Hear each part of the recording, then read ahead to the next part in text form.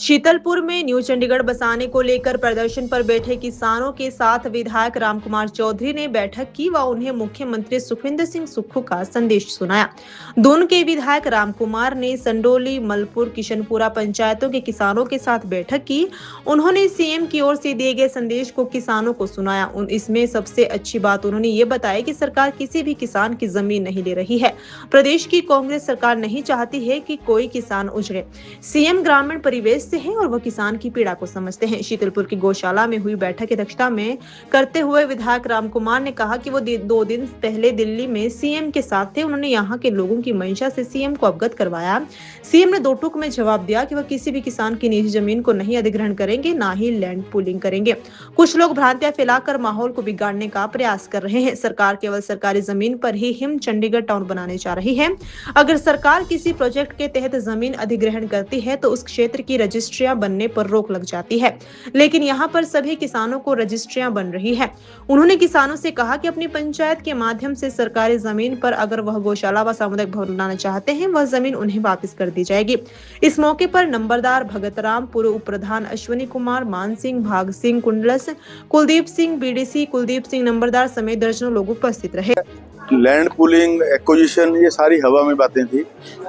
माननीय मुख्यमंत्री जी ग्रामीण परिवेश से आते हैं। उन्होंने मुझे कहा कि रामकुमार जी, जैसा आपके लोग चाहते हैं वैसा हम करेंगे। तो मैंने लोगों की मंशा, परसों मुझे उन्होंने दिल्ली बुलाया, रात को मैं आया तो मैंने लोगों की मंशा मुख्यमंत्री जी के साथ चर्चा करके उनको बताई और उन्होंने अपना संदेशा दिया है कि लोगों को आप मैसेज दे दो कि किसी भी जिम्मेदार की एक विश्वास जमीन भी जो है वो सरकार को नहीं चाहिए। सरकार ना लैंड पूलिंग में करेगी, ना सरकार एक्वायर करेगी, ना किसी घर को उजाड़ेगी। इसलिए यहाँ तीनों गांव के लोगों को मैंने इकट्ठा किया था कि ये मैसेज मैंने देना था। मैसेज उनको दिया। तरह तरह की भ्रांतियाँ कई लोग फैला रहे थे और कई दिनों से काम चला हुआ था। अगर कहीं कोई एक्विजिशन होनी होती है तो जैसे कोई प्रोजेक्ट लॉन्च होता है तो सरकार वहाँ की रजिस्ट्रियाँ बंद कर देती है।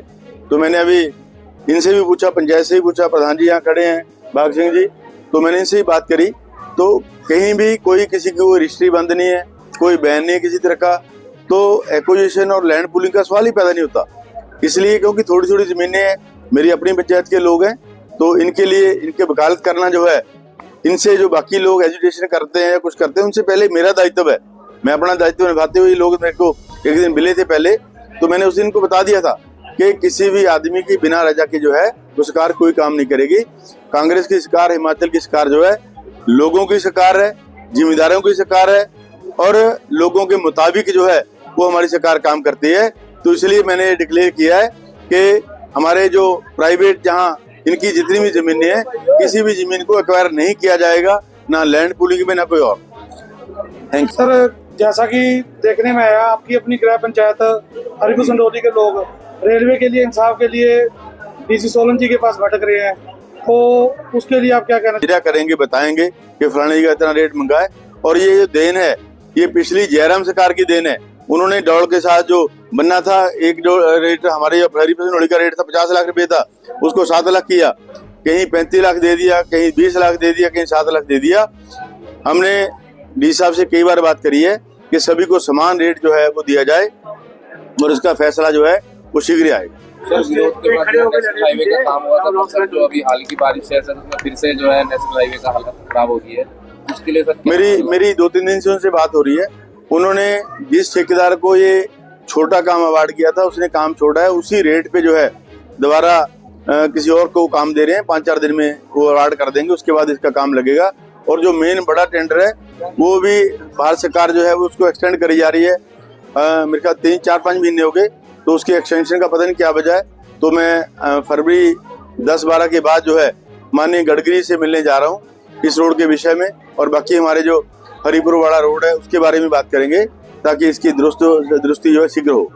Thank you. आज की मीटिंग के बाद जो आपकी किसानों के साथ मीटिंग है, क्या आप इस मुद्दे को सीएम साहब से दोबारा उठाएंगे? दोबारा उठाने की जरूरत नहीं है। सीएम साहब से हरी झंडी लेके मैंने मीटिंग करी है। सीएम साहब ने बोल दिया कि किसी भी जिम्मेदार की जमीन जो है एक्वायर नहीं।